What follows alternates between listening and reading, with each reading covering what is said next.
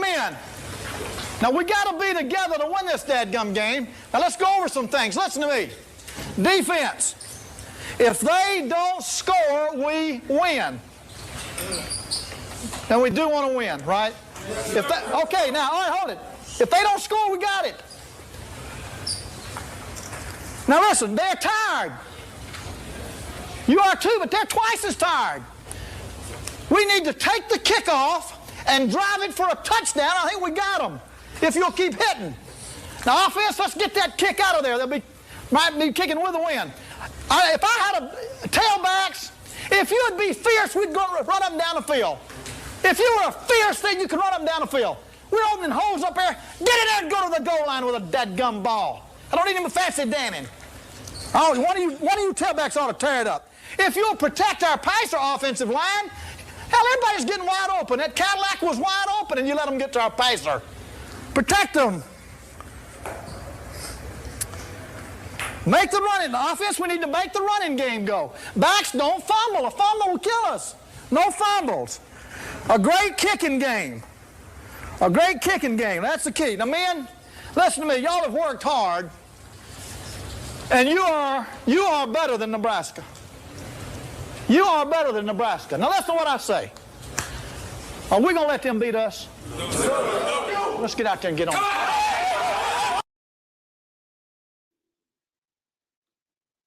Hello, everybody, and welcome to a exciting sports talk here on the Chris Heidel Show. We lost a true legend over the weekend. This past weekend, Coach Bobby Bowden, but we'll talk a little more about that a little bit later here in the program. Ewan has joined us. Ewan, how's everything going? It's going great, Herbie. How are you? Not bad. I know you see his picture, his computer, the monitor went out? The screen. Yeah, the screen. But, it's another week closer to college football. And you mentioned Coach Bobby Bowden. And I got a chance to know some of his players. I know we'll get into it later on in the show, but a terrible loss, not just for college football, but for anyone who's been around the Bowden family. Just a class act all the way around. We can't tell you how much it hurts to lose an icon like Bobby Bowden. Exactly. He did really well in both places. I did a podcast interviews with Bud and Dave Amont yesterday, and Bud was telling me, and a guy from West Virginia, he was telling me West Virginia, the fans out there in the late 70s when Bowden was out there was talking to him in effigy. They want him to leave. It was like, people were putting up signs like Bowden for sale, go home, go back to Florida, go back to Alabama. Yeah, because out there in West Virginia, they were more in their football program. Yeah, well, you know what? That's what they said now. And then when he went to Florida State, they wanted him back. So, when the people in Morgantown, they're passionate about the game. There's no question. But, Bobby is, he'll be forever remembered. I mean, he put Florida State on the map. You're talking about an institution that was mirrored in mediocrity. And, he brought him to the forefront. I mean, those were great teams to watch. And even in defeat, Herbie, he always conducted himself with such class. Yeah, exactly. And speaking of when I was doing that podcast yesterday, you can actually watch that Friday night here at 8 o'clock. I have a program here on StreamYard, so hopefully it'll come on at 8 o'clock, what I did with Bud and Dave. But I found out some stuff before Bobby Bowden showed up. Florida State was basically, there's players, they were gambling, they were prostitution. There was a lot of things going on in Tallahassee that Bowden cleaned up real quick. So that's it was very interesting to hear from Bud that Bud told me that, it was a lot of, bad stuff going on. Like players were playing, like Michael Vick got in trouble for that pit bull stuff, the pit with the dogs. They did that too. It was like literally like pirates up there in Tallahassee. Oh yeah, I mean they had so many off the field issues that on the field it seemed like it took a back seat to all the off the field issues. But Coach Bowden, he talked so much about getting players to become better people, not just better football players. Right, exactly. So speaking of better football players, this gentleman is going to be coming on real soon. Our friend Coach Sean McDonald, the head coach of New Hampshire, he's like from that old school coaching mentality. He loves his players, keeps his players in house. He's like family up there in New Hampshire. So he'll be joining us shortly. I guess he'll be getting off the practice field shortly here, so he'll be joining us. And then let's give you the rest of the schedule here tonight. We got some good stuff going on. We're going to be talking around like 8:20, 8:15 tonight about the top 25. Your pick for from 25 to 15. What do you think in the top 25? Well, I got a few teams that most people, don't even consider from smaller conferences. I mean, one team that really stood out to me last year, Herbie, is the Liberty Flames. This is a really an institution that's becoming more of a football factory because they're just playing lights out. They're playing the big boys, and not only are they competing, they're winning some of these games. So the Liberty Flames are in my, I don't want to give too much away, but they're in my top 20. Exactly. So we'll talk about that later in the show.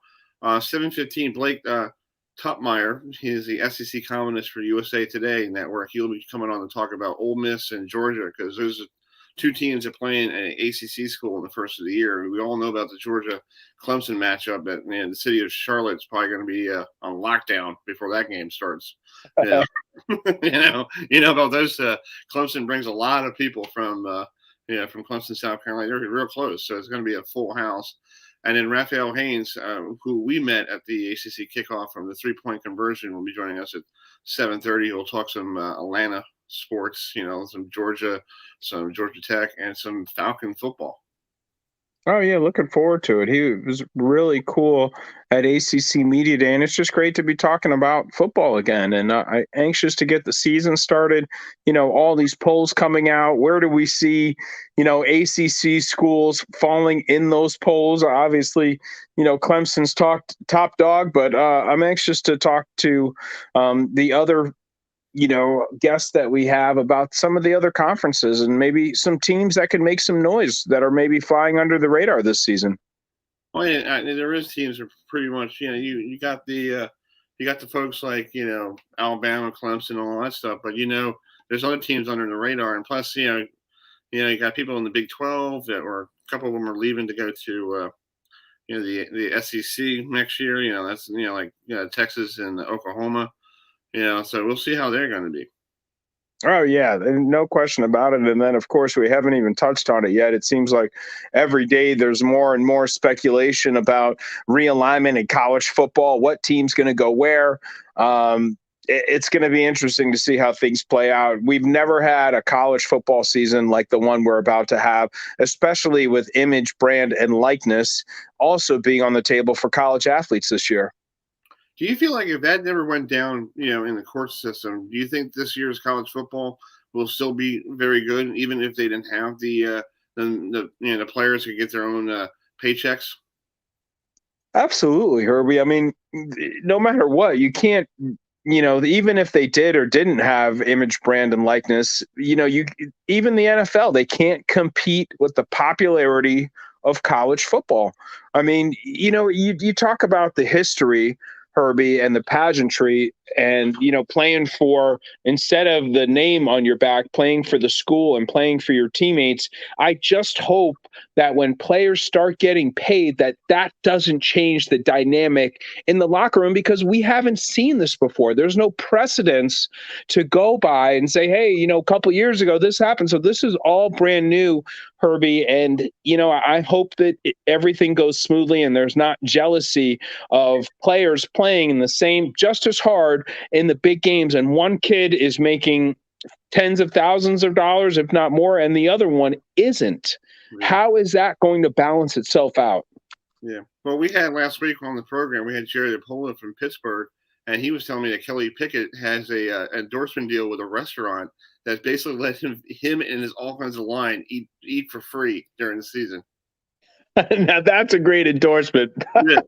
I love that idea. I was like, man, you could just say after the game, like, can I have one of these? And I was like, who flips the bill? He goes, well, I guess Kelly does, but I guess it's or the restaurant does. But I think that's pretty cool. Yeah. Hey, listen, if Kelly Pickett gets that, I think you and I should hit up some restaurant. And, you know what I mean? Listen, he's not among the upper echelon of quarterbacks in the ACC. I think that's fair to say. And, but you know what? It's all about the fan base. It's all about the boosters. It's all about, you know, hey, instead of getting a page out on the program, we're going to let the quarterback eat here for free with the offensive line. This is absolutely, you know, it's exciting to see what and where these college athletes are going to be, you know, where they're going to be, what they're going to be offered, and where we're going to see them next. Yeah, it's true. Well, I got some pictures I found over the week. Notre Dame is playing Wisconsin later in September in Chicago, and earlier this week they released the uniforms for the game, and it looks pretty.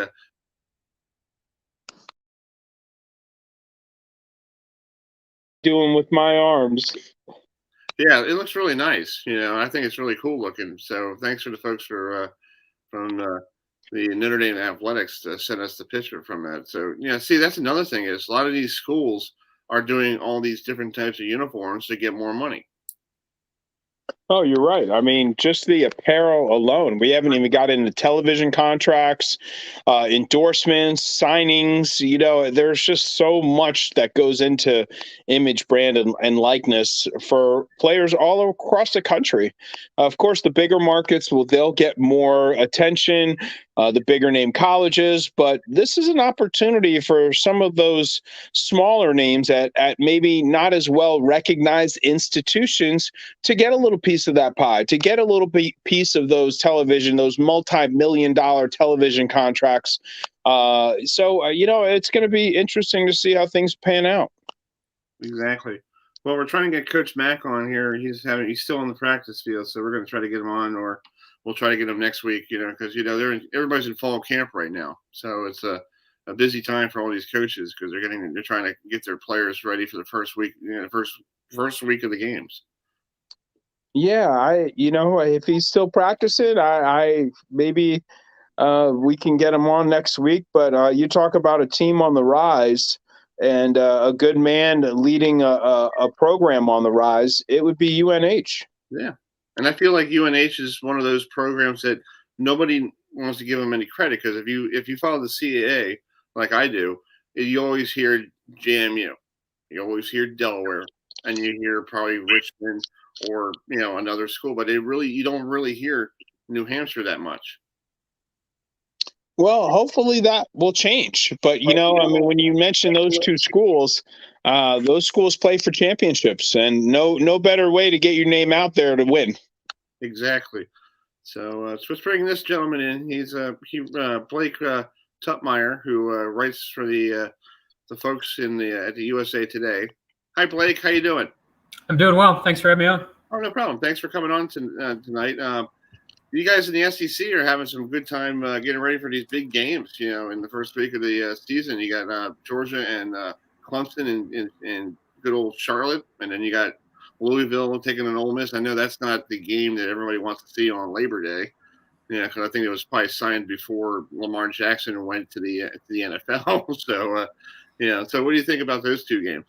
Yeah, it's a pretty interesting week one slate, I think, for the SEC. You touched on two of the big ones, Georgia, Clemson. I mean, I think we're going to find out really quick, is all this preseason hype for Georgia warranted? You know, if you just listened to the offseason discussion, you would have thought Georgia was going to come into this season like as the favorite to win the national championship. But then, lo and behold, the preseason USA Today top 25 came out yesterday, and there was Georgia at number 5, and you had the usual top 4 of Alabama, Clemson, Oklahoma, Ohio State. So I think we're going to find out right out of the gate, is Georgia the real deal? Are they a team that can legitimately challenge Alabama for the SEC's top dog this year? I think Georgia is loaded on offense. I mean, JT Daniels, we got a sample size of him last year. Georgia went 4-0 in games he started, provided an immediate boost to the offense, and even at the skill positions. I mean, I think Georgia's got a good backfield. They got good wide receivers, tight end, and Darnell Washington. It's the defense. I wonder, normally, Georgia's going to be so good on defense, but they just brought 4 starters back on defense. So I think that's where I'm most interested to see how Georgia does right out of the gates against Clemson. And in terms of Ole Miss, I think one of the more intriguing teams in the SEC this year, where now they're going to light up the scoreboard, have arguably the best quarterback in the conference in Matt Corral. Can they stop anybody? I'm not sure. I think they're going to have to win a lot of high-scoring games. Should be fun at Ole Miss, but will it be a season where they can get to 7, 8+ wins? So much of that depends on whether they can be more competent defensively this year. Led the SEC last year in offense, ranked last in defense. Wow, Blake, thanks so much for joining us. It is so exciting to be talking about college football again. Blake, so much of the talk of the SEC, it's almost like the ACC. It's in the ACC, the question isn't who's going to play. The question is who can challenge Clemson. So now I got a friend of mine who's a Bulldog fan that says this is the year. I said, JT Daniels, 4 starts? Come on. Like, you can't buy in. What is the feeling like down in Athens? Is this the Bulldogs' time? I got to tell you, I like Kirby Smart, but quite frankly, he has not shown up in big games. What's your take on that? It's a really good point. I mean, you go back to last year, first off, touching on JT Daniels. Yeah, he looked great in those final 4 games of the season. But to your point, that came against Mississippi State, South Carolina, Missouri, and Cincinnati. As we all know, Cincinnati had a really, really good year last year. But those other 3 teams, that's not the who's who of the SEC. I'd feel a lot more comfortable about Georgia's chances to challenge Alabama if we'd seen JT Daniels in more high-profile games last season. Looked great in those 4 games. But yes, I think having a bigger sample size probably would make you feel more comfortable about Georgia's chances. Overall, I mean, I think if you look at what Georgia brings back compared to what Alabama brings back, and then you add in the fact that I think of any SEC team, Georgia did the best in the transfer portal. I mean, if you look outside the SEC, I think you could add Oklahoma and Florida State to the list of teams that did really well in raiding the transfer portal. Alabama did well too, but I think Georgia did, among SEC teams, did the best. So you add that to what they bring back, and I think if you were to just compare roster to roster, Georgia, Alabama, I think you might tip the scales just a little bit in Georgia's favor. However, we've seen Nick Saban just reload year after year. They lose a ton of guys in the draft every year, and it never matters. It seems like every year they're just as good the following season. Maybe they take a slight step back in some years, but not much. I mean, they're that exception program. We saw LSU after their national championship season, 12 guys got drafted, and then sure enough, they took a step back last year and going 5-5. We don't see that drop off with Alabama. And so despite the fact that if you just look at it on paper, I think you do like Georgia's chances, that Saban factor continues to weigh in the back of people's minds. And I think it's hard to then overlook Alabama when it comes to preseason predictions.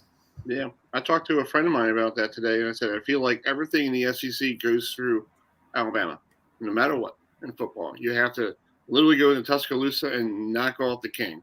And I feel like until Nick Saban leaves or retires or goes joins the PGA Tour or something like that, or something else, Alabama is going to rule that SEC. And then you got, because I heard this morning on my way to work, you got Alabama, then you got Auburn, you got Florida, and then you got these 2 new schools that are going to come in, Texas and Oklahoma.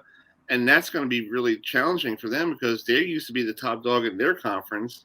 Now do they like to play second fiddle to Alabama and Florida? That's true. Although if we go back and look at when Texas A&M and Missouri joined the conference, I think there was that same perception that those teams would struggle out of the gates. And then Missouri, yes, they struggled in year 1, but in year 2, they won the East. In year 3, they won the East. Now, you could say Georgia and Florida weren't humming at the same level then as they are now, and I would say true. But I do think, and then you look at Texas A&M, they had some immediate success with Johnny Manziel. I do think when those teams are coming in from the outside, it can almost throw you for a loop a little bit. If you're used to playing the SEC teams, you're used to a certain style of play. I do think there's a window for some quick success, and I also think it can help elevate your recruiting too. If you look at Texas A&M, I think there's been 2 factors that have really elevated A&M's program since they joined the SEC. One was a willingness to spend big and hire Jimbo Fisher, who I think is a top 10 coach in the country. But number 2, their recruiting has really, really improved since Texas A&M joined the SEC. And now they don't have to make the case of, well, you can either come play for A&M or you could play in the nation's best conference. Now you can do both, and I think Texas will have that same chip once they join the conference. Hey, Blake, can you give us a team in either division in the SEC where you think, they might not be in the top 10, maybe the top 15 or the top 20, but they might have the talent to either hang or pull up an upset this year? Who's flying way under the radar that could potentially make some splash, some noises this season in the SEC? I think Missouri is one that comes to mind. If you look at the first year tenures of Lane Kiffin and Eli Drinkwitz, they both went 5-5. Both programs won 5 games last year, and yet more of the hype is favoring Ole Miss right now. And I get it. Ole Miss has the trendy offense, the high octane. They got the quarterback, but Missouri returns its quarterback too, and Connor Basilick, who played pretty well last season. And I think they bring back a lot of talent. I'm surprised to see, not a little bit more love for Missouri in the preseason. They weren't in the preseason top 25, received some votes, but really weren't particularly close into cracking that top 25. And I feel like they're flying a little bit under the radar. I think in the West, I would point to LSU, and it's hard to say that they're flying under the radar when they're ranked 13th in the preseason poll. But I think, all the focus is on Alabama A&M. If somebody's going to topple Alabama in the West, I think all eyes are on that October 9th matchup between Alabama A&M. But for me, with LSU, we're going to find out more this year. Was the 2019 season just the perfect marriage of Joe Burrow and Joe Brady in Baton Rouge, and they're going to struggle to really ever get close to that level now that they're both gone to the NFL? Or was last year more of an aberration in that they were on the heels of having 12 guys drafted off that 2019? They've brought in new coordinators. I think they're really well stocked at the skill positions, well stocked in the secondary. Have questions still about the front seven, particularly that linebacking core. But I think if you just looked at talent, I think you would say LSU has a case for being among the top 3 to 4 SEC teams. But because they struggled so much last year on the heels of that national championship, despite their ranking, I do feel like they're flying a little bit under the radar. All the attention in the West is on Alabama and A&M, and I do wonder if LSU can make things interesting for those teams. Folks, we're here with Blake Tutmeyer, who writes for USA Today. He's there in Knoxville, or in the SEC country. So another team, we were talking about tonight is Georgia. I feel like Georgia's a quiet team. I don't think anybody's giving them any chance, except for, I feel like the first game of the year against Clemson, I think you'll see maybe an upset, because I feel like Georgia is, since they won that Peach Bowl game on that field goal against Cincinnati, I feel like the momentum down there in Athens is their way to say, okay, now we can play Clemson in a neutral site and see how we can make our season good. Yeah, I don't know. I mean, based here in Tennessee, I'm about 3.5 hours from Athens. I feel like Georgia's been getting a ton of preseason hype. What's interesting is then we don't see it being backed up. Like when it comes time to put pen to paper with your preseason predictions, despite as much as I hear Georgia discussed on talk radio in the South, despite everything that I read, about how, hey, this could be Georgia's year. Then when it comes to prediction time, people are still picking Alabama, right? When it comes to top 25 time, we're still seeing Georgia outside, that top 4, just missing the college football playoff if you're just to go by rankings. So I think it's interesting with Georgia. I think if you look the last 3 years since that special season in 2017, where really, Georgia probably should have won the national championship and let it slip through their fingers. Since that season, 3 years in a row now, Georgia has not lived up to its preseason ranking. 3 years in a row, their postseason ranking at the end of the year was not as good as their preseason ranking coming into the year. And so you wonder in some of these preseason picks, is it sort of just a market correction? Pollsters were burned a little bit after giving the Bulldogs some lofty love in the past few seasons, and they're overcorrecting the other way. I don't know. But I do think we're gonna learn a lot about Georgia in the opener.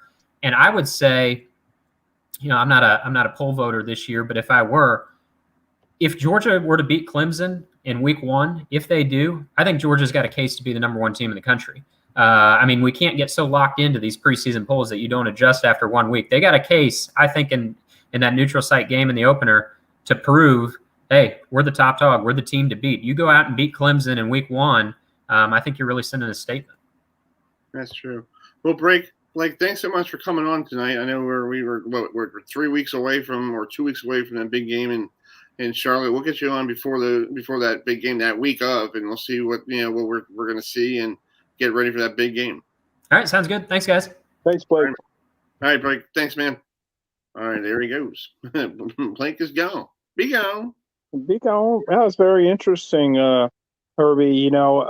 It's going to be obviously all eyes in the country are going to be on Clemson, Georgia. Will it live up to its billing? That's why we play the games, but it is certainly an absolute treat to have a top 5, top 6 matchup right out of the gate, Herbie. I mean, come on. This is awesome. This is what college football is all about. Yeah, I think more eyes are on Charlotte this year than years past. It used to be down in Atlanta. And no offense to our good friend Gary Stoken. He tried his best, scheduling Miami and Alabama 4 years ago. But at the time, Alabama was still Alabama, and Miami's trying to get back to being where Miami was. Yeah, no question. Well, the ups and downs of these programs, Herbie, and next time we get Blake on, I want to talk to him about this image brand likeness and what he thinks if there's going to be a disruption on campus because of it. But, Herbie, this is just a fantastic time of the year. The excitement is, I think, full forward because last year we just didn't have this. Everything was so up in the air, cancellation. So, and you know what? We don't know what we got until it's gone, and that includes fans of the game. I think this is going to be one of the most special and most remembered college football seasons ever. Exactly, and I think it's going to be one of those years that people are going to remember. Like, where were you in 2021? Oh yeah, that was the year after the whole COVID thing and everything came back to normal, or whatever they want to call it normal. I think it's normal. And because I feel like we're back to being where it was in 2019, and just be safe wherever you guys, whatever people do, just be safe. That's all I'm saying. Yeah, well, you know what? You're absolutely right, Herbie. But it's just a great time of the year. I mean, I can't wait till we just go down and start taking on. We talk a lot about obviously the big name programs, but there's also a lot of smaller schools that I feel like could make some noise this year. Herb, and I think it's I would love to see an outside Power 5 conference in the college football playoff. We've come a little close, but not so much. But is it just the same old? Is it Alabama, Clemson, Ohio State, and Oklahoma again? I mean, the more things change, the more they stay the same along the college football landscape. Exactly. Well, let's bring in this gentleman. We met him at the. I was wondering who these people are. Because when I'm on these Zoom calls last year, I'm like, the 3-point conversion, who are these people? I'm like, I'm sitting here in my office, like scratching my head going, I got to find out who these people are because they're asking great questions. So, when we got a chance to see them in Charlotte, I turned around, I'm like, you guys are the 3-point conversion. Because they had their shirts on, and it was really great to have them. So we got Raphael Haynes with us, our good buddy who we just met down there in Charlotte. So, Raphael, thanks for joining us. Yeah, it was like funny because I've been doing all the Zoom calls last fall or this time last year. I'm like, who are these 3-point conversion people? Right. And I'm like, they're stealing my thunder, and I'm like trying to figure out what's going on here. and ladies and gentlemen, that's what he said. He turned around and said, "Hey, you're the 3-point conversion." Yeah, I was asking about you all. Yeah, that should be your promo on your podcast. Hey, you're the 3-point conversion. So, Raphael, thanks for joining us tonight. How's everything down there in beautiful Atlanta? Are you sweltering with the heat? It's raining actually right now.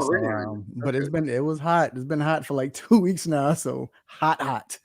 And but all of a sudden it rained today. It wasn't even supposed to rain today.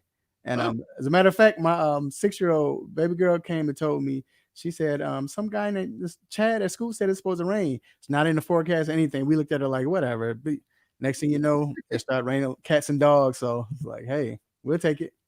Nice. Yeah. Raphael, I love looking at your website, man. You guys do so much stuff. Tell me about how the 3-point conversion kind of got started, where you're at and where you're going. I appreciate that. So, I was in a barbershop and I came up with this idea. I was actually, I guess you could say I was hoping to show out. This is a radio show, and I was like an intern, and they taught me a lot. They not just learn how to be on the radio, but just how to conduct myself and just the business of it. But sometimes you just have this feeling inside where you're like, nothing wrong with what they're doing, but I just feel like I could do this, and it's something I can bring something different to the table. So one day I was sitting at a barbershop and waiting to get my hair cut, and I remember the actual seat. As a matter of fact, that barbershop has that seat. They got a 3-point conversion shirt on that seat. No one can sit on that seat in that seat. Came up with the idea and talked to 2 of my buddies at the time. Well, we're still buddies, but 2 of the buddies there, talked to them about it, and we came up with the actual show. And the 3-point conversion presents making the cut, and we was going to do it in barbershop. But I started thinking, I said, you know what? I want to turn this to something a little bit more. And kept grinding. Next thing you know, people was looking for us. They saw us. Hey, do you want your own podcast show? I said, sure. Did the podcast show for maybe 3 months and said, you know what? I think I want to do my own. I want to start my own company. And next thing you know, we came up with the idea. And of course, the slogan is where fans' opinions matter. It's all about the fans. We always say, well, we're turning to experts now. They want us to be experts because we're media, we're journalists, but hey, we're fans like everyone else. This is a network where you can come in and give your opinion. It matters. We listen to you. We give our opinion as well. But yes, still we'll provide updates. We'll provide news. We'll provide opinions. And yeah, man, you can find us almost everywhere right now. And our goal is, like I said, this is the beginning. We haven't even touched the tip of the iceberg. The whole goal is to become an entity. So you will have a radio station, a TV station, and so on. So yeah, just look out. Wow. Well, yes, folks, look out for them. We need to get a page. We got to take a page from them. So I got to start going back to the barber chair, man. That's the thing. There we go. We got to go to a barbershop. You had one in Charlotte. We should have stopped in. Yeah, I know. That's awesome how that came about, Raphael. And I know that you've been around. I was looking at some of the pictures, and it's great to have something to call your own. And it's awesome. So congratulations on your success and future success. We're gonna be riding your coattails and keeping up with you. But talk to us a little bit about the pulse of Atlanta. I mean, you got the Falcons, you got the Yellow Jackets, and of course everyone's talking about the Week 1 matchup with the Bulldogs and Clemson. Talk to us about some of the things you got going on coverage wise. First week of college football season. Yeah, it's going to be a buzz that week. It's a buzz now in Atlanta, and we're looking to be there in Charlotte to cover that first game. And let's start with Georgia Tech first. We'll get to the big game later on, but with Georgia Tech, I think this is a season where a lot of fans are excited just because you look at the team last year. You had a young quarterback, young freshman, young quarterback, no experience, freshman running back. The team was just getting to that point where they're learning Jeff Collins, the coach, learning his style. And Jeff Collins has brought this type of energy, the swag, we like to call it here. He likes to call it, that swagger. And that's what he wants. He wants his players to have fun. He wants his players to carry that swagger, to be proud of their culture, to be proud of the team, the school. Georgia Tech was never like that. The last time Georgia Tech maybe was like that, it probably 98, something like that. So to have that come into play, and now you have a little experience, and the fact that they're running the pro spread offense with the quarterback Jeff Sims, who is very electrifying. He has an arm, he can run it. It's just now, what can he do now with the experience he had? And we talked to him at the ACC kickoff, and he definitely said that he's ready to prove that he's legit and that He doesn't want to be compared to Lamar Jackson, Michael Vick, and anyone else, even though he said those are great names. He want to start his own case now. So he want to be the next person you say, oh, this guy's just like Jeff Sims. So with Jeff Sims, you got the running back who is on the what is it called? The Doak Walker watch. Yeah, so he's on that. So you got a running back with that type of caliber, that type of skill set.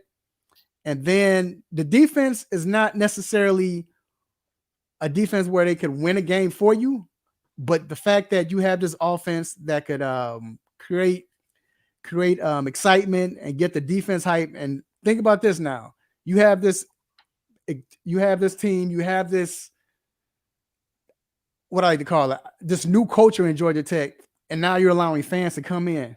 So they didn't play with fans last year. So now you have fans there with this quarterback. So I think it's going to be something special. I see either they're going to win only 5 games, or they're going to win somewhere around 8 or 9. They're going to shock everybody. That's where I have them. So they're either going to be good, or they're just going to be, so. That's true. And I feel like, you're saying about Georgia Tech, like you said to us in the ACC kickoff, football has changed down there in Georgia Tech. When Paul Johnson, no offense to Paul Johnson, great guy, great in mind, good offensive mind, but I think after years of watching the option, you just wanted to go take a nap and wake up in the fourth quarter and go, oh, you're still playing? Chris, I was at the game. I could not believe it, covering the game and watching Paul Johnson. This is how he sent in plays. No headset. He go in, grab whoever was going back in the game, said something in his ear, pat him on the butt, and sent him out. And he told the quarterback to play. It was like, what? Like, wow, that's crazy. Yeah, but hey, don't get me wrong. Paul Johnson did a great job, putting you guys back in where it was, because it was kind of shaky after, I think, Chris. What's the game? I know Bobby Ross was there during the '80s, but the other guy who went to the Cowboys was there. I know you're talking about. Yeah. He turned everything around. So that's good.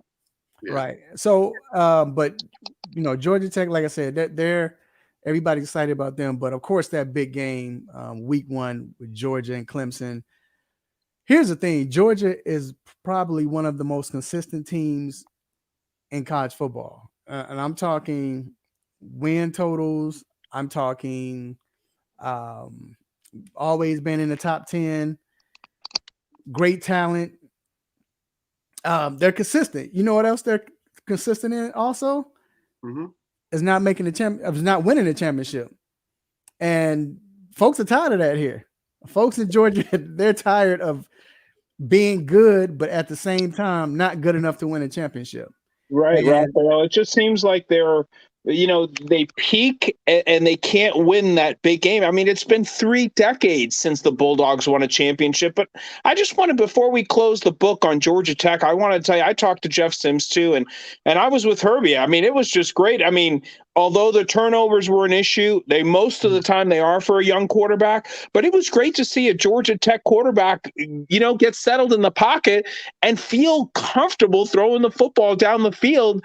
I know Paul Johnson's so old school, but this is kind of, even though last year was very difficult. I mean, they recruited so much just for option football, and now that transition, how do you see things playing out in Georgia Tech? And, does Jeff Sims, does he have the ability, the discipline to cut down on those turnovers and maybe, get Georgia Tech into a bowl game this year?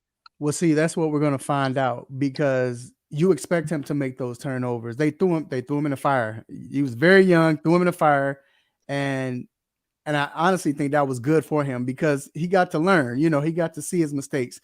And again, talking to him, you see how confident he was. He said, hey, I'm ready to go, ready to prove everybody wrong, let everybody know I belong here, and that I can lead my team to a bowl game. And if he believes it, the coach believes him, and his team believes him, I mean, we'll see. And again, he's going to be playing with fans now, so that's going to kick him up an extra gear. And I mean, he has the talent, as you mentioned. He has the ability, he has the talent, and I really think, man, I think this kid is going to shock everybody. They're going to go to a bowl game. I mean, the way they played, I think they beat, was it Miami they beat last year? I believe I think it was Miami, but the big game they won. Yeah, and it was like, okay, everybody start raising eyebrows. Maybe this guy's good. And then of course he ran into the turnovers, but you expect him to do that. He was a freshman, a true freshman. You want him to do that. So to answer your question, I believe he's going to turn the program around, but we have to see. It remains to be seen. That's true. I think a big win they had against Florida State. They beat Florida State in the first game of the year, and that was pretty. That's what it was. Yeah. 13.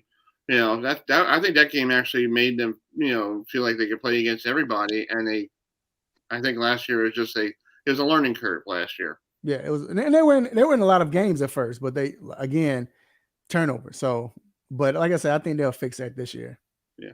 Let's talk about the Falcons real quick. They're going to be playing tomorrow night, I think Friday night. They'll be playing against the Tennessee Titans, and guess who comes to town? Good old your former wide receiver, who they traded to Tennessee, and I heard his cleat says Waffle House, and somebody asked him, why are you being a Waffle House cleats? He goes, well, I'm open 24/7. Yeah, that was big, and that's going to be exciting just to see that. I mean, all the Falcon fans they're watching. Losing Julio. All right, so I'll let you all in the secret. So Raphael Haynes, owner of the 3-Point Conversion, we have a radio show, the 3-Point Conversion Sports Lounge. Mm-hmm. My alias is Mr. Controversy, so I'm going to be real. Okay, we're going to tell the truth. Yes, they're going to miss Julio, but for the most part, I mean, Julio took off third downs.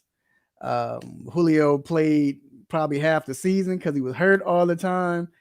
And I feel like what it did was it just got Calvin Ridley to the point where he's ready to be the number one wide receiver. And honestly, you could say he was the number one wide receiver last year, and he's ready to be a star. So I think with the offense, I have no worries about the offense. I think surprise is going to be Mike Davis, the running back. He had a very good year last year, filling in for McCaffrey. So and with the tight end, of course, out of Florida, Pitts, that's a huge pickup. So I really think the Falcons offense won't miss anything. The only thing is the defense. That's and then under new coach Arthur Smith, how is this offense going to look? Are they still going to let Matt Ryan just throw the ball all over the place? We don't know. We have to see. But the Falcons offense, they're going to be fine. It's just that defense. What is the defense going to do? That's true. You got to say it's the same here. And like I'm here in Baltimore, the same thing. The Ravens defense is always the defense that everybody knows. And the offense is right now trying to figure out if they need more wide receivers or if you're Lamar Jackson, to stay away from people so you'll be healthy. Right. Yeah. So, Raphael, I put up before I let you go, I put up your website. That's where people could find you, right? And you could go on there and enjoy all the good stuff you do, and with the Atlanta sports, and you besides doing Georgia and Georgia Tech, you do Georgia State and everything else, right? Right. We also cover. So we're not just local in Atlanta. We also are covering the Charlotte Hornets. We're credentialed for the Charlotte Hornets, the Washington football team, the Cleveland Browns. We got 4 WNBA teams. So, we're all over the place. So, but I definitely appreciate you for allowing me to come on. And once again, the 3-Point Conversion, make sure you check it out on all social media outlets. We appreciate you. Oh, no problem. We'll get you on before week 1. And we'll maybe you can help me with my fantasy football team so I can get back, winning the money. He needs it, Raphael. I'm the Cleveland Browns, my brother's organization. Oh man, no, that's not good. Yeah, no, that's not good. No. Hey, a couple years ago, I won $250. I was like, hey. And then a year later, I wanted the same thing. I'm like, all right, I'm not leaving this house. I moved here to Cockeysville. I'm like, this is a great house. I'm winning money here. Right. And last year, it went downhill again. Yeah, that's not good. Anyway, have a great rest of your week, and we'll talk to you before the first game of the year. Yes, sir. Thank you again. Thank you, Raphael. No problem. All right, man. See you. How about that story, huh? Herbie in the barber chair. He just comes up. He's like, I could do this. Come on. And then, bam, the 3-point conversion. I love it. I know. I wish I could go to the. That's what we need. We need to go find a barbershop. Maybe next week we'll go to a supermarket and sit there and do a show live from the the frozen food section. I'm telling you, Herbie, that is a great story. And it just shows that if you have the passion for anything, you can make it happen. Exactly. Like we have the passion to what we're doing. If you don't have the passion or the driven to do something, why do it? You're basically going through the motions. Like you got to be excited. I get excited to get people on each week. I'm like, oh, I got this guy coming on. Oh, I got that guy coming on. It's more exciting. I know people are going to be, why are you talking SEC football? Well, I think some weeks we may want to talk about SEC football. It's fine. There's other football in the area besides ACC and the CAA. No, absolutely, Herbie. But who do we have coming on next? Tell our viewers. Our good friend Pete Cohen, our good friend from BC, is right now joining us. Hey, Pete. Chris, how you doing, buddy? Welcome. Happy New Year, I guess you'd say. Yes, Happy New Year. Thanks for coming back on. No problem. We're so happy that football's back. This is real football. Last year was what, Nintendo football? Yeah, more like it. We did a whole season and did home games live, but all the road games were done off the television, so it was a little challenging, quite different. Yeah. How difficult is it to do a game off of television? Because I'm watching the Phillies game right here in my left corner. I'm like, you can't even see the strike zone. You don't even know if it was a curveball. You got to look at things going, is that a fastball? Yeah, and that's exactly it. You get on watching television. I look at a lot of things. I watch sidelines. I look at field position. I watch personnel groupings and stuff like that. You can't get any of that on the TV. And we're calling the game where you've got camera shots that are. It's a shot of the scrum. Play just get run. It's the scrum where the ball is. They don't tell you what yard line it's on. And then they go to the huddle and you see an end zone shot of the huddle. They call the play. You get a end zone shot of the quarterback. You get a sideline shot of the offense, and they run the play. And you don't know what defense people are in. You might not know the formation. So it's pretty challenging. Wow, that's crazy. So Pete, this year, good. It's going to be an exciting year for Boston College. Last year with Phil under center coming from Notre Dame, I think he actually grew as a good quarterback. Oh, no question. I think he showed an interesting statistic about Djokovic is think of all the great high school quarterbacks that came out of Pennsylvania. You get Johnny Unitas, Joe Namath, Joe Montana, Kelly Marino. I mean, the list is lengthy, right? He was the most prolific high school quarterback in Pennsylvania high school history. And went to Notre Dame and just did not had a personality conflict with the coach, and because of the portal, was able to escape bondage out there in South Bend, and he's been the difference maker for Boston College so far. Yeah, Pete, I really had a great time watching Phil last year, and I was just impressed with so many things that he does well. But if there was one area that he really needs to improve on to take the Eagles to new heights, what would that area be in your estimation?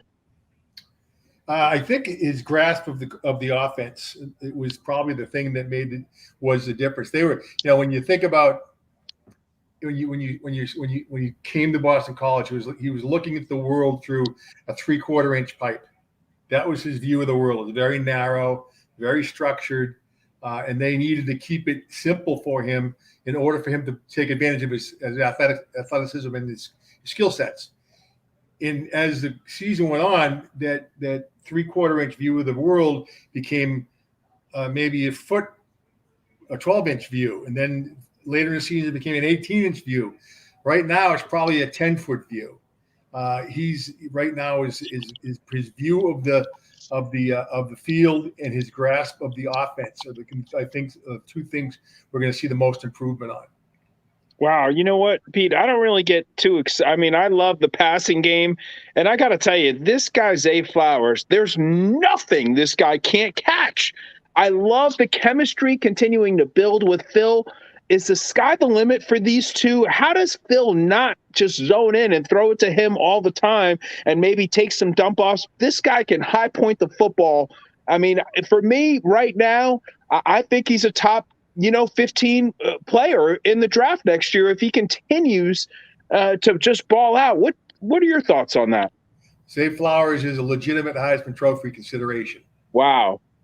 He is the most dangerous man with the ball for Boston College, and I've been doing games for 30 years, 30 plus years. I think he's probably the most dangerous I've ever seen. Wow. And their part of their game plan is going to be to get the ball to Flowers. And the thing that he can do is, he's a little undersized when he's 5'11", and I think might be standing on an encyclopedia when he's 5'11", but 5'11", 178. And he runs very precise routes. He has the ability to stretch the field. He can threaten the secondary, and all that is great. He's got outstanding hands. But the thing that is most exciting is when he gets the ball, he just is magic. He stops on a dime. He pirouettes. He pivots. He makes these jump cuts. I mean, he makes people miss. So obviously that's going to be a big part of their game plan is getting the ball in his hands.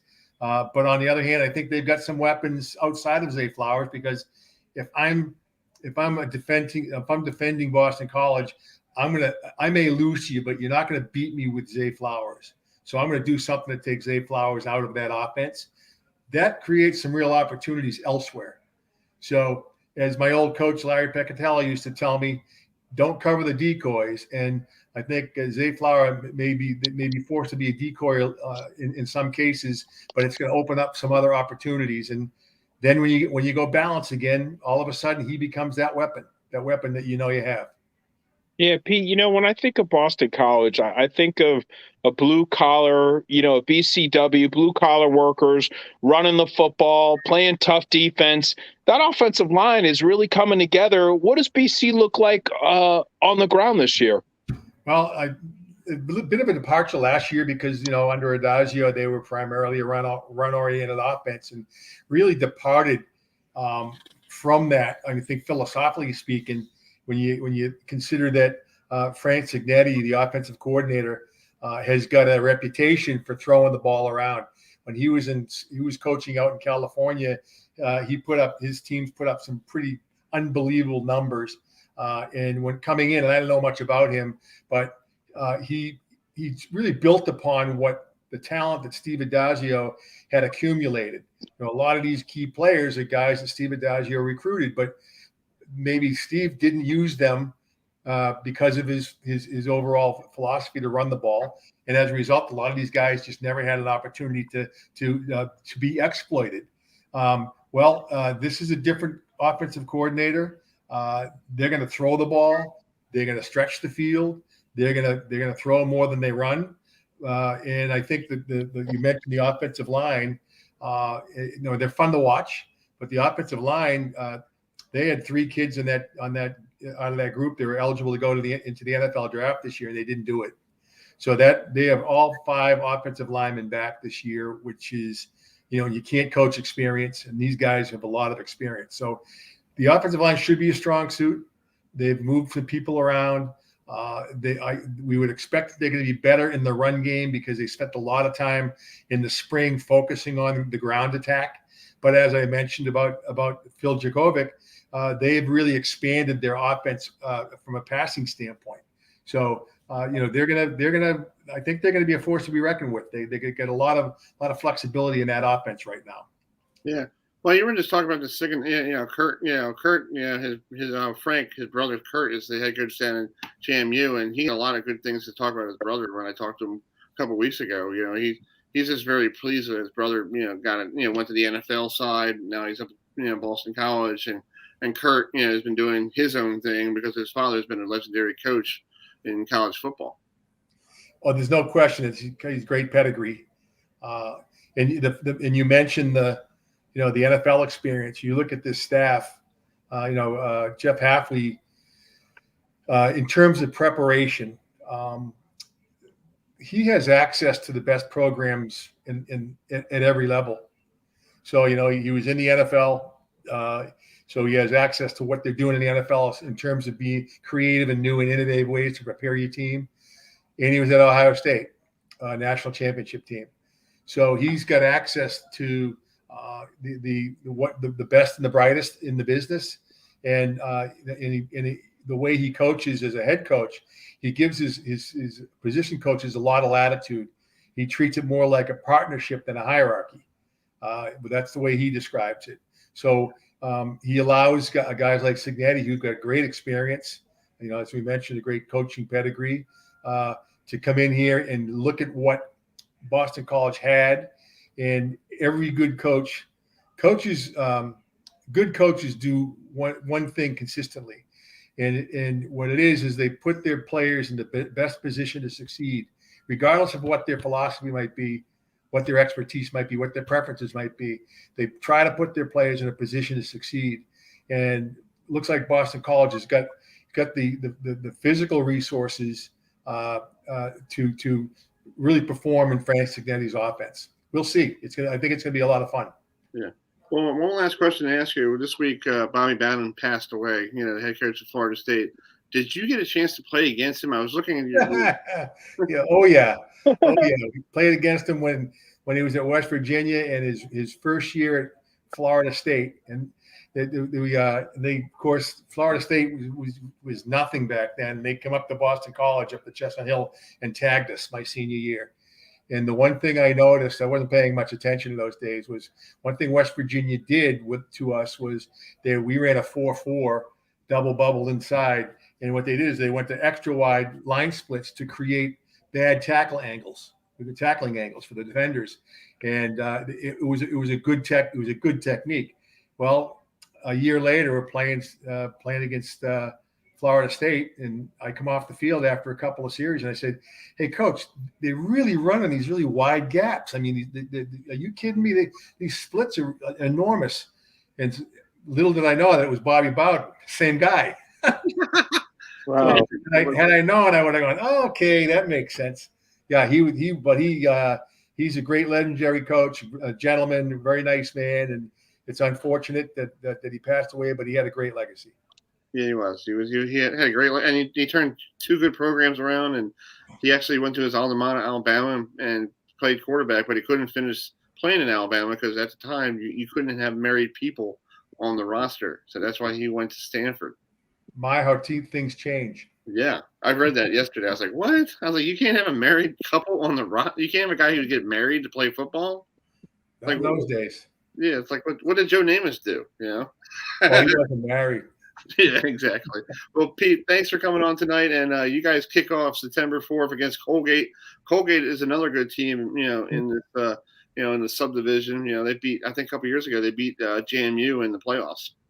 Well, they're this is an interesting dynamic opening up with Colgate. And the great risk is, the fan base around here would perceive that as an automatic W, but one thing I've noticed about Jeff Hafley is he's it's something you learn, and this is very important when you have successful programs in college, and when it is absolutely true in the NFL, is your approach to your opponent needs to be the same with indifference. You cannot differentiate what you perceive as a better team or a lesser team, because if you do, you fall into that trap and of beating yourself before kickoff because you think a team is better than you are, or beating yourself before kickoff because you think you're better than the team you're playing. So I think they're going to go in with a that's one thing that I've noticed about Jeff Hafley is he prepares his team and they come in very even keeled, and that would be a good game for Boston College to get off to a fast start. Exactly. Well, Pete, thanks so much for coming on. Enjoy it. I hope you are nice and cool with this weather. It's not the greatest weather. 100 here in Baltimore. Probably up north is probably 90s, 91. Yeah, we get 102 index here in New England. So wow. Yeah, it's a little smoking here too. Exactly. Yeah, thanks, Pete. Appreciate you. Good luck. Talk to you down the road. See you. Bye-bye.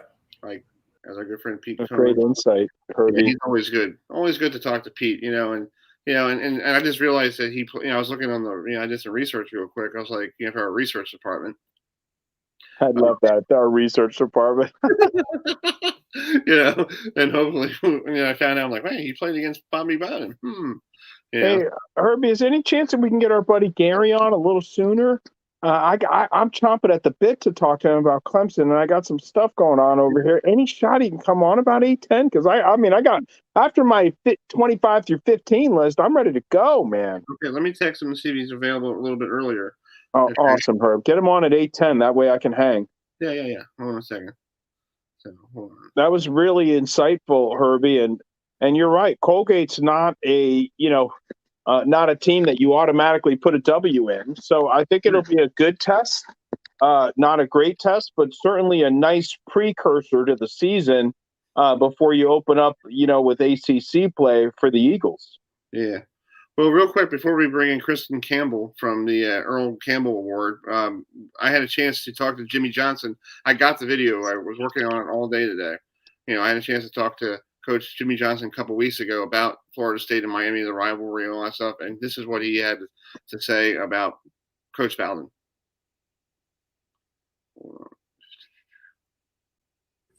I want to ask you about the rivalry between Florida State and Miami. And, you guys, I saw you on the 30 for 30 talk about how great those games were. Like, one goes to the national championship, the other one goes to the CarQuest Bowl, whatever the heck after. If you lose, 1 versus 2. What was it like playing and coaching in that rivalry? Well, Bobby Bowden opened my eyes that first year. We opened up the season. We beat Bo Jackson and Auburn. We beat Florida there at Tampa, and then we come back and we're going to play Florida State at home. He ran all of reverses and reverse passes, and he had my head spinning and beat us pretty good that first year. But we figured that out after the first year. We beat him 4 straight after that. Bobby I tell one story on Bobby. He was with Barry Switzer and myself at an Orange Bowl, Ring of Honor type thing, whatever it's called. And, Bobby looked over at Barry and he says, "Barry, you realize how many national championships we could have won if it hadn't been for this SOB?" Because there for a 4-year period, the only games they lost was to Miami, Oklahoma, and Florida State. Oh, that was awesome, Chris. That was awesome, Herbie. Yeah, that's cool. Tremendous. Let's bring in this gentleman. He's part of the Earl Campbell Award, but Earl Campbell, we all know who Earl Campbell is. The great running back from the Houston Oilers and Saints. So, Kristen, can you hear me? I can. All right. You and I were working on it. You and I have been working on it all afternoon together. Yeah. So, thanks for taking some time this evening. How's everything in the good old state of Texas? Man, it's hot.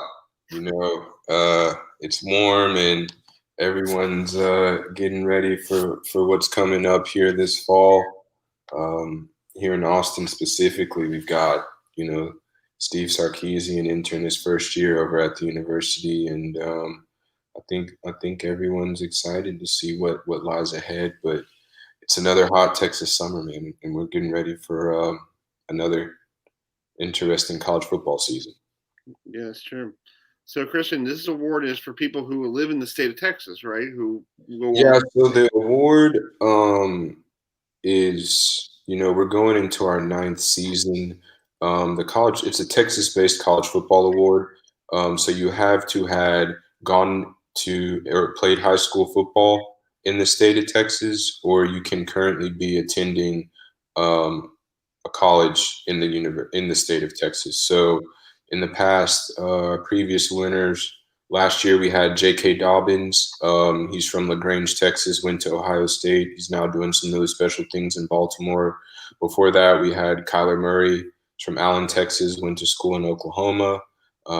Before him, we had Baker Mayfield, who's from Austin, Texas, and went to school at Oklahoma. We've had a really good group of guys that's come across not only to be nominees for our watch list, but finalists, and ultimately we've got a unique group of winners as well. Man, Christian, the Lone Star State just continues to pump out talent. I want to ask you, obviously we know about the X's and O's, the leadership, and the stats, but talk to us about some of the other awards criteria that go into it. Yeah, I think a big part of it is just embodying all the things that my dad, embodied on and off the field. I mean, he large majority of what he's accomplished in his career has been in the state of Texas. I mean, he won a state championship here in Texas at John Tyler High School. He won a Heisman at the University of Texas, and then he was fortunate enough to play ball here in the state of Texas for the Houston Oilers. So I think just some of the criteria is just,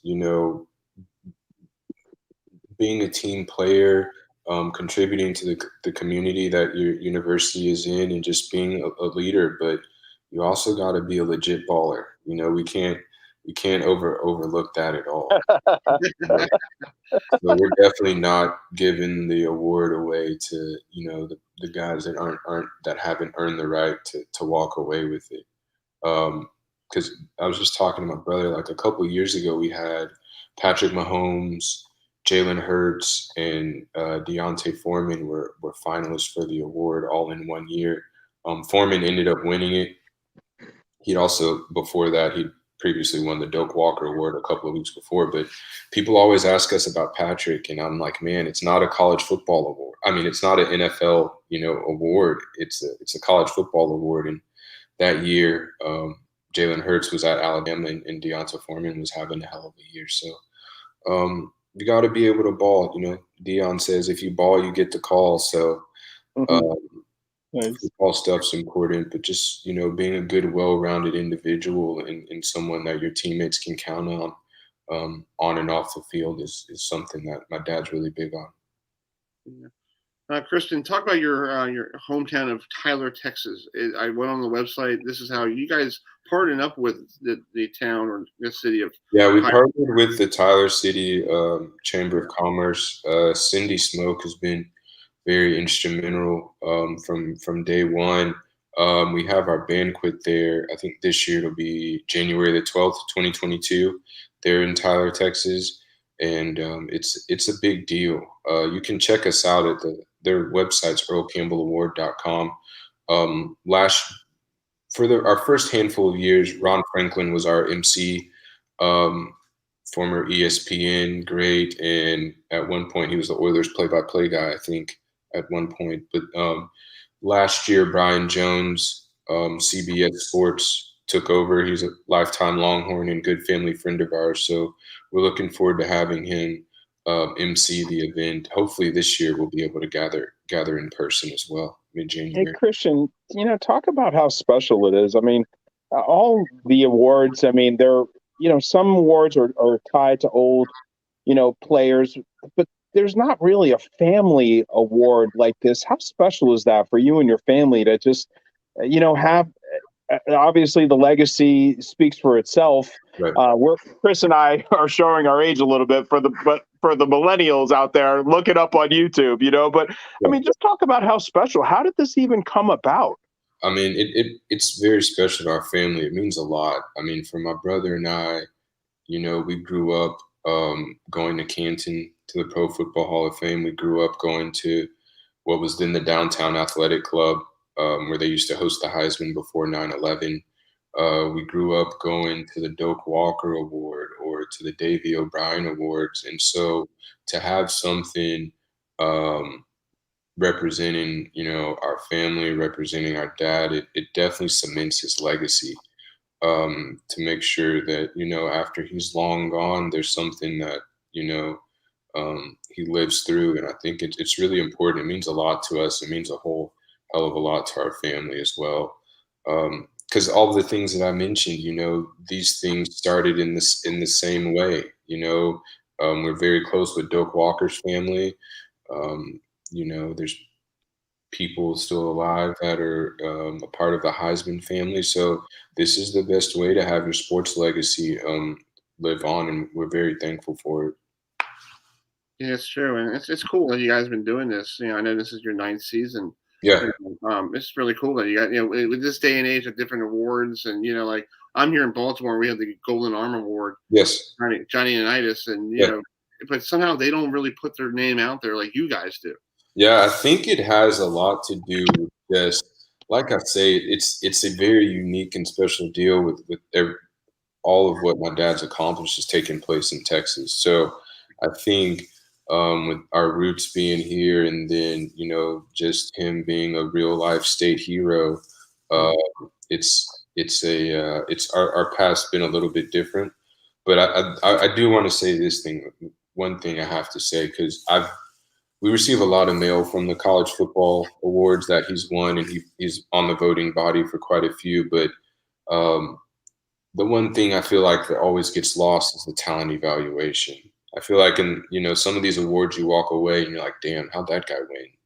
But I think I think with our award, we've pretty much nailed it every year to where the best guy has really and truly walked away with the award. And we've had some hard decisions to make. Our voting body, which I don't know, you guys need to hop on. So I'll get Cindy to send you over an email, add you guys to the voting body. But we've got a really good group of national sports writers, journalists, sports personalities, and then all of the former winners, usually vote pretty regularly. So it's a special deal. Yeah, we'll get on and we'll vote, and we'll try to get them on at the end. When you pick the winner, we'll get them on the show. Well, for sure, man. Absolutely. I mean, like I said, just this recent handful of guys that we've been able to build relationships with over, a short amount of time with JK and Kyler and Baker and all of the other guys, Patrick and Jalen Hurts. So it's been really cool to see. Yeah. So the preseason watch list already came out, for August 5th. Then the semifinal, list comes out November 18th, and then I guess you guys pick the winner. And did they announce it on the Disney thing on ESPN or? No, we're not quite there yet. We're hoping to be able to be added to the ESPN group of awards. There's a little politicking there, if you could only imagine, but. We're set to announce semifinalists November the 18th, and then we'll ultimately give the award away on January the 12th. So I think soon, though. I think our time's coming. I was reading something where the most recent award added at ESPN was the Bolitnikoff Award. I think it was the last award, and it took them like 12 years or so to get in. So. Wow. Yeah, speaking of, we have those guys coming on next week, Ewan. So yeah, what's up, man? If you guys have Freddie B on, tell him we said hello. He's a cool dude. I've gotten to know him pretty well just by the summers we've been able to get up to Canton, and he's a good guy. He's doing a lot of cool stuff in the community as well. So definitely tell him we said hello. Yeah, I do want to ask you one question before I let you go. Your father, I was watching videos. I was a young kid growing up watching NFL films. Yes. Does your dad still have that jersey ripped off by the Rams in his office?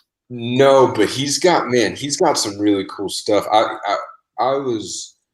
We were looking through some stuff that he still has. He's got his high school helmet, which is crazy. He's got his helmet senior year from the University of Texas. Okay. And he's got the last year he played in Houston with Warren Moon. He's still got that helmet, and then he's got his Saints helmet as well. And he's got some really cool stuff though, man. But the jersey, I don't know where that thing is. I think that was the last year of the Tearaways. Is that correct? I guess so. I don't know. When I was a kid, I was like, wow, that guy's uniform just ripped right off. I was like, wow. Yeah.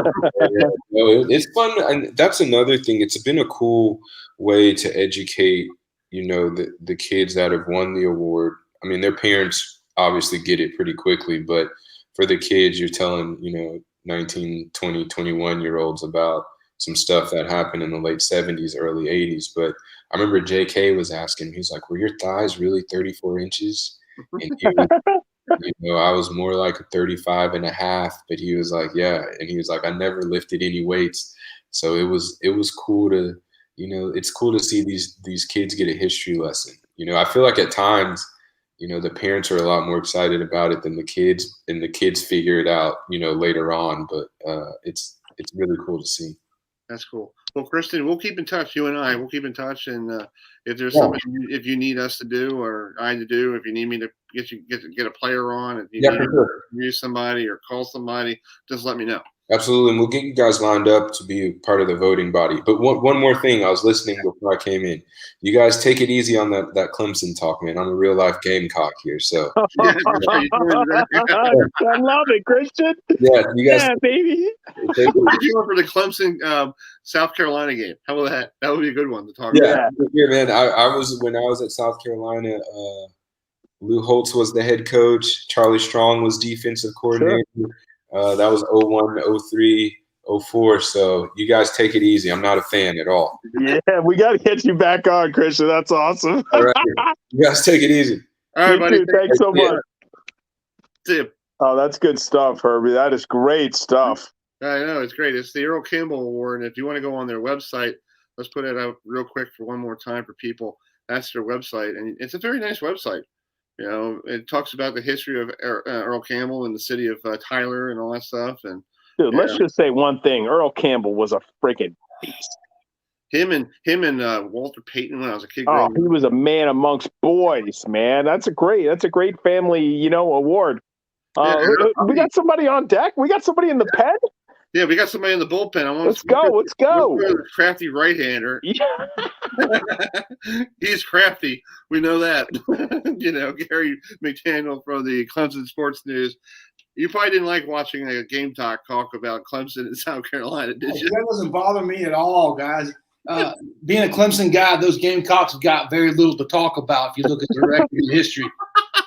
We need to get a little 5-year span when Spurrier was there, and they can claim that for their fame, but that's about it. But the bad thing about that is I'm the biggest Earl Campbell fan there is. The Tyler Rose was the man growing up. I mean, those Houston Oilers games, I used to watch him destroy people. You think about it though, back then you had the Tyler Rose, you had Herschel over at Georgia, and you had Bo Jackson. Those two guys, and I might give you another one. Marcus Dupree.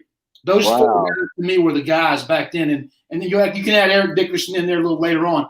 But those were the guys, man. Those are all monsters that can run over you and run around you. Yeah, I had to ask him about the jersey because when I was a kid growing up watching NFL films, and I saw they have one scene in the NFL film tape I have, and he's like, he gets his jersey ripped off by the Ram guy. I was like, I was like a kid. I was like, oh my God. Well, guess what?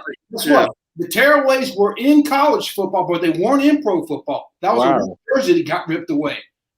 Jeez.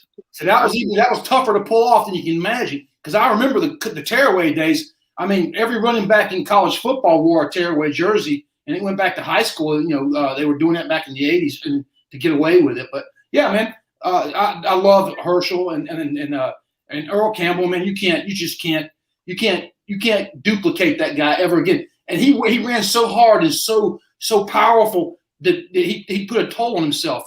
He literally hurt himself running that ball as hard as he did. He was what you would call a rhino with a helmet on. Yeah. Wow. I mean, he really would run over guys, and it was in his thighs. No joke, man. His thighs was as big as my waist. That's crazy, Gary. We're ready for some football, Gary. Hey, listen, ACC Media Day was fantastic, but it was like the same. Even though we missed a year, it was the same talk. Who's going to challenge Clemson? That just seems to be the theme. Of course, we got we got Miami, we got North Carolina, we got speculation, but I mean, do you see? It's very difficult. To see someone not walking out with what's this going to be, Gary? This would be their 7th consecutive year if they win the ACC championship. Am I right? Yeah, it'll be number 7 in a row. Right now, you've got a dynamic with Clemson, the same dynamic you got with Ohio State in the Big Ten and Alabama in the SEC. It's the top and then everybody else. I mean, there's a gap between number 1 and number 2 in each conference, and quite a gap. And it's all got to do with recruiting. I mean, the perfect storm brewed when Clemson ran this little run they just went on, and it just allowed Dabo to really sink his teeth into recruiting between the facilities they built, the run they went on, and the recruiting. They just keep stockpiling kids. I mean, you got DJ Uiagalelei. The kid is everybody is not paying attention to him. Go back and watch the Notre Dame game last year. The kid started his first away game as a freshman, a true freshman, and actually threw for more yards than any other quarterback in the history against Notre Dame. No one against Notre Dame has ever thrown for 450 yards. And at home. He did that team at home with no run game that night because last year the run game was not what it was in the last couple of years for Clemson, so they had to depend on the pass. And you got to remember also, I mean, here's another thing: there's no excuses. But Clemson played the entire season without their top 3 wide receivers last year. Ross was gone, Ngata was gone, and Frank Ladson were gone. All 3 of those guys are 6'3", 6'4", and 6'5". You take those guys out of and you've got Cornell Powell, 6'1", over there being your top receiver. So all of a sudden, all those 50-50 balls that Clemson's famous for, they didn't get thrown last year. You didn't have that pattern in the works. Hey, Gary, you mentioned about DJ. He just was so impressive. I mean, the poise that he showed was just of a veteran. You know, that's really, I think, what struck me last year. What struck you, and where does he have to improve this year? Obviously, a limited body of work that we saw, but your impressions. What struck me was his ability to get to that second and third read, and also the way he dealt with pressure. The first game he played against Boston College, about the second or third series, you'll see Travis Etienne creep out of the backfield. Blitz comes in. He just floats it right to Travis on a little wheel route and hits him in stride for a touchdown. I mean, it's just a release. But it was so easily done and so flawlessly done. It's easy for him. Again, he comes from a high school league, probably the most competitive high school league in college football. I mean, think about it. This high school league had JT Daniels, himself, and Bryce Young all at the same time playing in that league. Wow. Think about that, okay? Those are your top 3 quarterbacks right now in the SEC, ACC. Those all came from California. Yeah. Well, Gary, we're talking about DJ. He just signed a big deal with Dr. Pepper. Yeah, Dr. Pepper today. Let me tell you something about DJ. Do you know his dad, Big Dave? What? Have you seen DJ's dad, Big Dave? No, I haven't seen him. I see him. Pretty much a celebrity himself right now. If you look him up, he's pretty famous. But here's the funny thing about it: I've known Big Dave for about 18 years. When I used to tour manage in the music business, when I was tour managing Rihanna, guess who was my head of security? Big Dave. Yep. No way. And it's just so funny for this all to come full circle, and me and him run into each other 18 years later, and I'm sitting here at Clemson covering games. He calls me every day. We talk about every day, you know. Wow. Yeah, it's good. But yeah, DJ, to me, what he's got to work on this year, I would think, taking care of his body, because last year he got himself hurt on a couple of pulls when he went to the run game, and I think taking care of his body will be the biggest thing he's got to worry about this year when he does any RPO stuff. And I think they're going to limit that because of the lack of depth in the quarterback position right now. Exactly. Well, Gary, talk about what's going on. I know you guys fall camp has started. You know, they had Dale Strawberry there. Yeah. And, they had Charles Barkley stop by. Yeah. Who's coming by next week? That Brett Favre stopped by yesterday. Okay. It's always somebody new. Dabo's always got himself in with a bunch of folks, and it's funny to see that happen. I walked in the other day, and there's Darryl Strawberry. And he's given us access to the team this year like no other. We had full practice access for the entire practice for the first 2 practices this year. Wow. That's never happened. We sat for every period, the whole practice through for 3 hours and watched every bit of it and analyzed all of it. That's something they've never let us do before. They've always given us 4 to 6 periods and kick us out after 45 minutes. Tomorrow morning, I'll be there at 9 o'clock. They're going to be letting us in again for a couple hours to take another look at what's going on. But looking at a football team right now that's looking pretty stout. The defensive line is probably going to be one of the best in college football. With your buddy Brian Brzee, your neighbor, is literally going to lead that group. They're very deep at the defensive line. Got linebackers that are 6-year veterans. I've never seen 6-year linebackers. Got 2 of them, and a bunch of defensive backs. I think they're going to gel nicely together this year. Yeah, that's true. Let's talk about this big game coming up September 4th. I'm trying to go to the game, but the problem is I have somebody's birthday party, my niece's birthday party. Yeah, and I'm trying to not, I got to be the great uncle, and I'm trying to can I get a rain check? So if you had a chance to call my niece, what would you say to her, saying Uncle Chris could go to the game and he will bring you back what? Oh, I don't know. Get her a football signed by Dabo Swinney, all in or something. I don't know. That's what Trevor does every year for Christmas. He gets his nephew's footballs from Dabo. Oh, wow, that's cool. Yeah, talk about Trevor. Like, yes, that's what he told me the other day. He was like, "Yeah, Daryl Strawberry's here." I'm like, "Did you get a chance to talk to number 18? Because he was part of my team when I was a kid growing up with the 86. Oh, I love Strawberry growing up. I'm the one that told Trevor he was there. I walked up and said, "Hey, you see he was here?" And he's like, "Who?" I was like, "Take a look over there." He goes, "Who is that?" I said, "That's Daryl Strawberry." He goes, "No." Yeah, it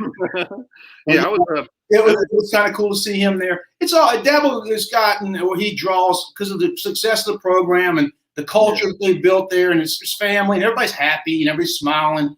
It's always like that. They draw a great crowd of folks in like that, and they've got guys coming in that keep coming back and hanging out with them. I think a lot of it has to do with the culture he's building. If you look around, he's got a lot of ex-players on that field. You got C.J. Spiller just joined the staff. Taj Boyd just joined the staff. Artavis Scott just joined the staff. These are all guys that have graduated in the last 7 to 8 years and come back around full circle to be coaches with him. Yeah, I think it's great that he's changing the culture because before he took over, it was like a mess, right? Well, you had Tommy Bowden, and Tommy was a little bit of a hands-off guy. He wasn't a disciplinarian, and he wasn't very smart. Dabo does a thing. I got to say, and I've been in the recruiting business for a long, long time before I started Clemson Sports News. I worked for Rivals. I worked for Scout. I worked for 247. Right. And I got to think, you can recruit characters or you can recruit character. You get where I'm coming from? Yeah. Tommy Bowden used to recruit characters, just like his dad. Yeah. Dabo recruits character. In other words, he'll tell a guy that's got discipline issues, see you later. We don't have nothing to do with you. Right. Kind of like what you see what happened with our defensive back that's now at Georgia, Darion Kendrick. I covered Darion through high school. He went to the same high school at Rock Hill that that Clowney went to, and the defensive back Gilmore that plays in the league. All those guys came from that same school, and there's an issue there about that little town entitles the football team to make them feel like they're more important than anybody else around. So Darion came into Clemson, with that I'm the big guy on campus, and he couldn't be de-recruited. You couldn't, because when you get those guys to campus, the first thing you got to do is de-recruit 85 guys and make them feel like, hey, there are 85 of you were the big man on campus, but now there's 85 of the same guys on here now. So you got to learn how to play that game, and DK never felt that out, and he also was a guy that I felt like had so much potential to be. He could have been a first-round draft pick last year if he would have buckled down and been a little bit more dedicated to his craft. But he took a lot of chances, like you saw in the Ohio State game, and got him burned a couple of good times last year. I'll be honest with you, a good kid, but he just could not toe the line here. And Dabo's just one of those guys. He gives you 2 or 3 chances, and then that's it, man. Bye-bye. He sends you away with love, but he's got to say bye. Yeah, 3 strikes, you're out. Yep. So if you get 3 strikes, you're gone. Yeah, it's not LSU or Baylor. Yeah, that's true. Well, real quick before I let you go, what did you think about the sad news about Bobby Bowden? I know he touched on about Tommy, but did you get a chance to ever see Bobby? Oh yeah. I got to meet Coach Bowden, and matter of fact, I got a great picture on my Instagram of me and Terry. When Terry Bowden was on the staff for the last couple of years here at Clemson. Right, exactly. Yeah. Me and Terry used to hang out a lot, I just the humble, the good old boy humbleness that came out of Bobby. And you have to look back at what he did. Coming from West Virginia to Florida State in 1976 or 75, that place was a dump. I mean, Florida State in 1975 was a dump. It was a really bad football program, had no history, nothing. And he literally built it from the ground up. And he did that by, taking a team at the time, I think it was an independent, and making them play the toughest schedule in the country. And that gave them the credibility they needed, and that way he sold recruits. You come to play with me, you're going to play the best teams in the country, you're going to be on TV. And they got those players in there, and that competition level, iron meets iron, is what built that program.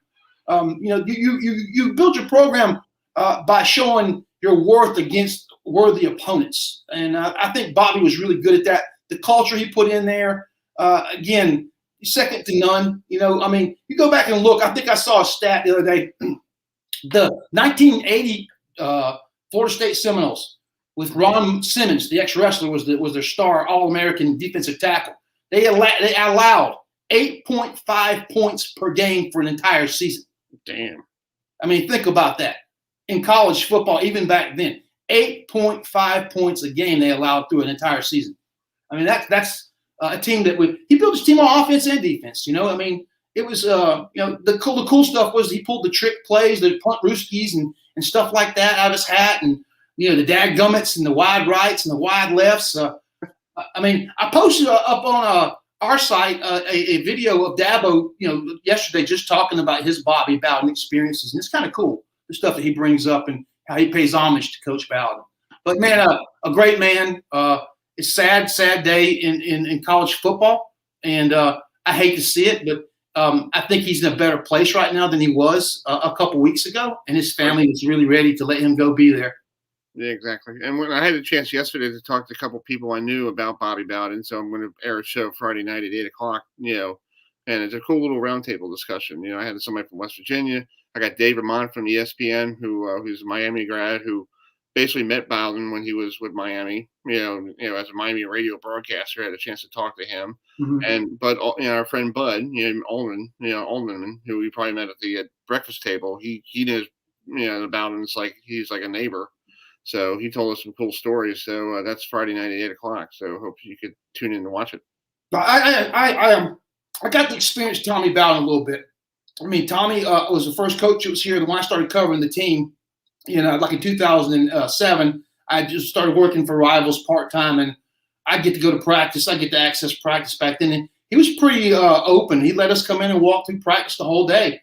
And that's just kind of how Tommy was. He kind of ran things a little bit loose. Mm-hmm. He is. I'll give you this though. It was Tommy Bowden that came into Clemson and said, "Hey, you got to win this facilities war." And you've been to the stadium in Clemson, right? The West End Zone complex. It's got it's building. It's a build. That was the football complex for the last 8 years before we got the new facility, and that was Tommy Bowden's spending the money to build that place, and that was the start to Clemson starting to upgrade themselves. Yeah. Well, I want to go to the bowling alley. As a wide receivers coach. Yeah. Hey, I want when I get down there, hopefully for a game this year, I want to go to the bowling alley because I wanted to have the Clemson Professional Bowlers Tour. Oh, bro, I'll take you. I'll get Taj Boyd to grab you, and we'll go for a little tour and show you everything. Yeah, that'd be cool. Yeah, I'll get down there for one of those. Cool. That place is definitely Disneyland. I've been to Disney World, not Disneyland. Well, wait a minute. I was at Disneyland around the corner because my buddy had to go to a Fighting Irish band, thing. I'm like, oh god, I was stuck with all the Irish people for one evening. I was like, can I go home? The Irish folks don't bother me that bad. It's the Ohio State fans I have the issue with. Yeah, they're rabid. I heard. Have you seen their latest? Have you seen you know of 11 Warriors, correct? Right. Yeah. You see what they did this week? No, I got to go watch it. Oh, you got to go see. They actually have for sale on their website a Dabo Swinney is a clown T-shirt. They brought that out this year and said, "It's football season, but we still got to let Dabo know he's a clown." And they're selling it for $28. I've never seen anything like that. I mean, that'd be like me selling an anti-Gamecock shirt on Mike's website. Yeah, and I'm sorry, but Dabo was 1-1 against Ohio State, and I think he's 3-1 against Ohio State. Yeah, come on, and you beat him a couple years ago, 38-0, and I mean, it's not even been close up until this past year, and they got theirs. Hey, man, they took Clemson to the woodshed last year. Right. I mean, the defensive line. But here's the thing. I mean, they admitted to it. They had signage up in their building with a countdown clock. They had their whole season focused on Clemson. They emptied the playbook and the ammo crate out against Clemson, and then got to Alabama and got kicked. They're nailed because they didn't have that left in the boat. They're done. Exactly. Well, Gary, thanks so much for coming on. We'll get you on for more, exciting Clemson news. The first week of that first game against Georgia. We'll get your side of things, and that'll be a great recruiting game for everybody for recruiting. Oh, that'll be a great. Everybody's going to be there. I'm going to tell you right now, that's probably one of the top 5 games in the year. I mean, period. I mean, again, let's see how Georgia does. Georgia has a history of winning the recruiting championship every year, but always figuring out how to lose 2 games. And I don't know how they do it. They always figure out how to lose a couple games they shouldn't lose. And this year, we'll see. Again, 2 strong teams with a lot of talent showing up. There's going to be a lot of NFL talent on that field come September 4th in Charlotte. Yeah, it's going to be a good game, and hopefully I could convince my brother, can I just go to that game and I'll see you when I get home. Hey, man, here's what you do, Chris, is you book the party for her at Chuck E. Cheese on Sunday. Yeah, that's what I told him. Why do you have to do it on Saturday? You book it. You book it. Say, Uncle Chris is going to pay for your Chuck E. Cheese day, and I'm going to book it for Sunday. Yeah. My brother would be like, I'm for it. I'm like, thanks, bud. Well, he would take the money out of his pocket, of course. All right, look, enjoyed it. I hope you guys have a great week. And again, anytime you want to talk Clemson or college football, we're glad to talk. I would love to have you on again, and we'll keep you on for the whole season. You know, we'll have different things. If you see any 5-star recruits or something that we need to know. Well, I mean, we got a lot of stuff kicking right now with Clemson in recruiting. They took a in the last 4 weeks, they picked up 3 4-stars and a 5-star. Wow. And all 4 of them were defensive backs. Jeez, that's cool. Well, Gary, have a great rest of your week, and I will talk to you soon. All right, brother. Take care. I see you. All right, folks. Ewan had to go. He had an emergency, so it's just me wrapping up the show here. Next week here on the program, we have the Howard Bison head coach and former Miami Hurricane coach Larry Scott, and Bryant Bulldogs head coach Chris Merritt will be joining us next week here on the program next week. So if you're a big Bulldogs fan or a big Bison fan, if you want to talk to Coach Larry Scott, or if you have a question for Coach Merritt, Chris Merritt, give us an email. Email us at herbertsonradio@gmail.com. Well, it's time for me to roll out. Reminder, folks, if you want to tune into next week, our show this coming Friday night here on the program. Let me tell you where it is. Where is it? It's here. Hold on.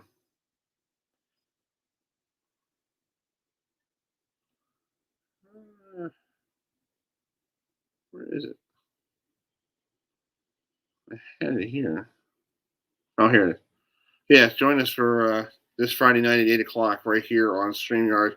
I had a chance to talk to Dave Lamont, Bud Alderman, and a gentleman from West Virginia to talk about life and times of Bobby Bowden. So thanks for joining us. Have a great rest of your week, and hope everybody's doing well. And see you.